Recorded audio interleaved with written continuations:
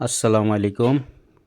রমজান মাসে ইফতারির সময় আল্লাহর দরবারে দোয়া কবুল হয় কেন জানেন? সারা দিন মানুষ ভুখা পিয়াসা থাকে, থাকার পরে যখন ইফতারের সময় হয় 10-15 মিনিট আগে ইফতার সম্মুখে নিয়ে বসে যায়।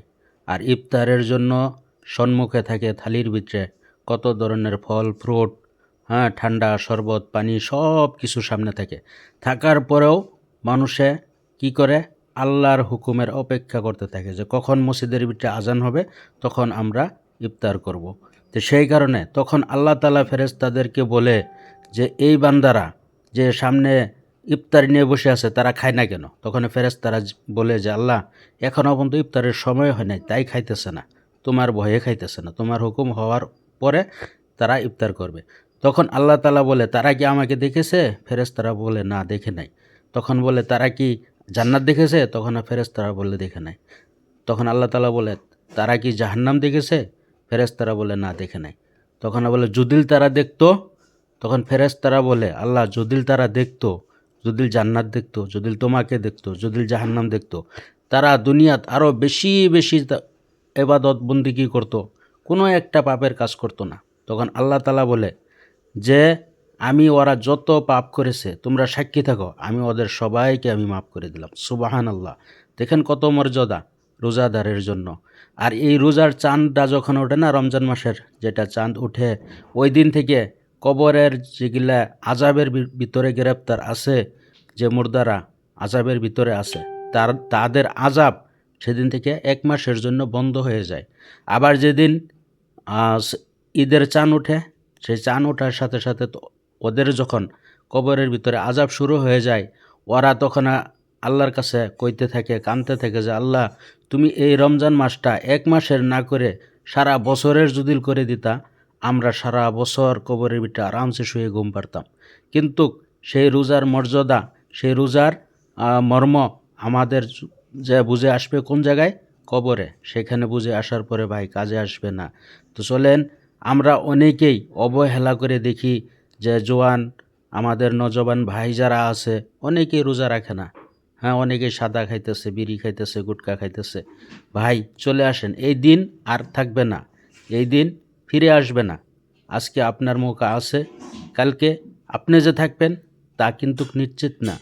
তাহলে চলেন আমরা গাফলতি না করে, শয়তানির ধোঁকাত না পড়ে, চলেন আমরা সবাই আল্লাহর হুকুমের মহতাজ হয়ে যাই। আমরা আল্লাহর হুকুমের পাবন্দি করা শুরু করে দেই। আমরা শয়তানের লগে জিহাদ করি, যে শয়তান আমাদের যেন ধোঁকা দিতে না পারে। শয়তান আমাদেরকে কি কি বস্তুর ভিতরে ধোঁকা দেয় জানেন? আমাদেরকে নামাজ, 1 নম্বরে নামাজে যাওয়ার থেকে আমাদেরকে বিরত রাখে। 2 নম্বরে আমাদেরকে মানুষের সাথে ঝগড়া ফাসাদের বাজারের ভিতরে আমাদেরকে লিপ্ত করায় দেয়। আমাদের ভিতরে আলসি গাফলতি আমাদের ভিতরে শয়তানে ঢেলে দেয়, বলে যে এখন না সময় আছে, এটা এখন করা লাগবে না, আমার বহুত সময় আছে যে আমি করতে পারবো, যে নামাজ এখন পড়বো কেন, আমি যখন বুড়ো হব তখন পড়বো। ভাই এই যে এখন যেটা টেনশন দেখতেছেন না, যে আমার এটা ভেজাল, ওইটা ভেজাল, ওইটা ভেজাল, ভেজাল কিন্তু কিচ্ছু না, ভেজাল কিচ্ছু না, এগুলা সব হইল শয়তানের ধোঁকা, এগুলা সব শয়তানের ধোঁকা। আর রমজান মাসে শয়তানকে বাঁধা দেওয়া হয়। বাঁধা দেওয়ার কারণে দেখবেন রমজান মাসে আমরা দেখতে পারি মানুষে গুনার কাজগুলা কম করে।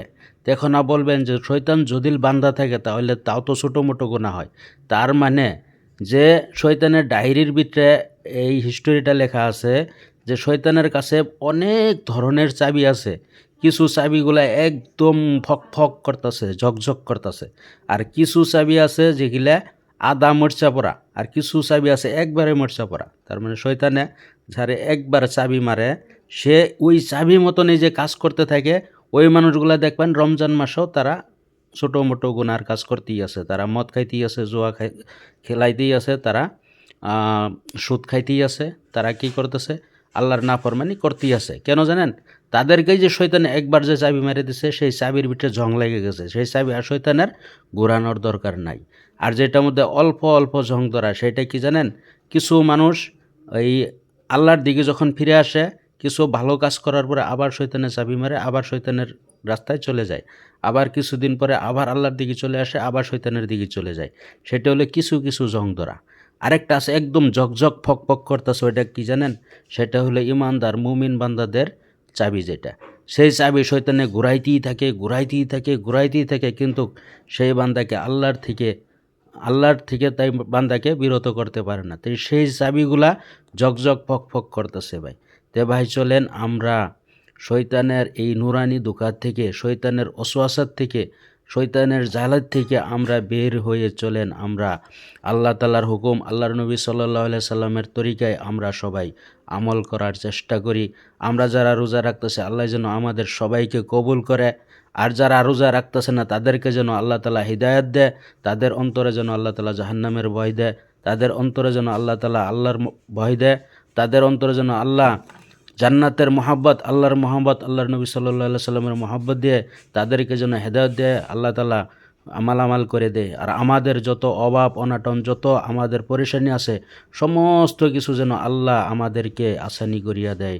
আমাদের হায়াতের জিন্দিগির ভিতরে যেন আমরা হালাল রোজগার করতে পারি, আমাদের ছেলে মেয়ে যেন ভালোভাবে উচ্চ শিক্ষায় শিক্ষিত হয়ে ইসলামিক রীতি রিবাজ মেনে তারা যেন চলতে পারে। আর আমরা সবার সাথে মিলেমিশে থাকার চেষ্টা করব ইনশাআল্লাহ। আমার জন্য আপনারা দোয়া করবেন, আপনাদের জন্য আমি দোয়া করি।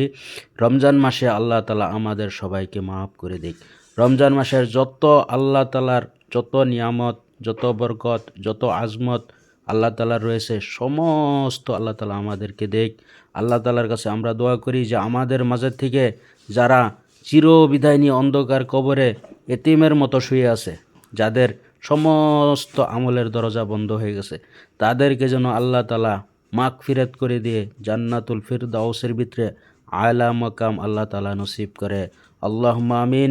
আর যারা জীবিত আছে তারা যেন আল্লাহর হুকুমের মহতাজ হয়ে যায়, শয়তানের ওয়াসওয়াসা থেকে বের হয়ে আসে। সবাই যেন আমরা মিলেমিশে আল্লাহর হুকুম, আল্লাহর নবী হুজুরে পাক সাল্লাল্লাহু আলাইহি সাল্লামের সুন্নতি তরিকায় আমরা যেন প্রত্যেকটা আমল করতে পারি। আমাদের জিন্দিগি যেন আমরা আল্লাহর নবী সাল্লাল্লাহু আলাইহি সাল্লামের সুন্নত দিয়ে সাজাইতে পারি। আমরা যেন যতদিন বেঁচে থাকব আমরা যেন ঈমান ও আমলের সাথে থাকি। আর যখন আল্লাহ তাআলার হুকুম হয়ে যাবে, আমাদেরকে যখন দুনিয়ার থেকে নিয়ে যাবে, আমরা যেন ঈমানের হালতে কলিমার শাহাদাত দিতে আমরা যেন কলিমা পড়তে আমরা দুনিয়া থেকে যাইতে পারি, সেটা আমরা আল্লাহ তাআলার কাছে আশা করি। আর আমরা আল্লাহর কাছে এটা দোয়া করব যে আমাদের যখন আল্লাহ তাআলা দুনিয়া থেকে উঠাই নেবে, আমরা যেন রোজার হালতে থাকি, আমরা যেন কোরআন তেলাওয়াতের হালতে থাকি, আমরা যেন নামাজের হালতে থাকি, আমরা যেন সেজদার হালতে থাকি। আমরা যে কোনো আল্লাহর ভালো কাজের মধ্যে আমরা যেই সময় লিপ্ত থাকবো, সেই সময় যেন আল্লাহ তাআলা আমাদেরকে উঠাই নিয়ে যায়। ভাই আমাদের ভিতরে যেটা শয়তানি ধোঁকা, যেটা নুরানি ধোঁকা, আমরা যে নামাজের থেকে আমরা যে দূরে আছি, আমরা যে সলাতের থেকে দূরে আছি, আমাদের নামাজকে কায়েম করতে হবে। ভাই নামাজকে কায়েম করতে বলা হয়েছে। কায়েমের অর্থ হলো কি, আপনি পড়লে হবে না, আপনি পড়তে লাগবে। আপনি যখন নামাজে যাবেন, আপনার ঘরে ছেলে মেয়ে যারা আছে তাদেরকে আপনি নিয়ে যাবেন, আপনার ছোটো বাচ্চারা আছে তাদেরকে নিয়ে যাবেন। আপনি যেই দিন দুনিয়া থেকে বিদায় হয়ে যাবেন, সেই দিন যেন আপনার ঘরে থেকে নামাজ বিদায় হয়ে না যায়।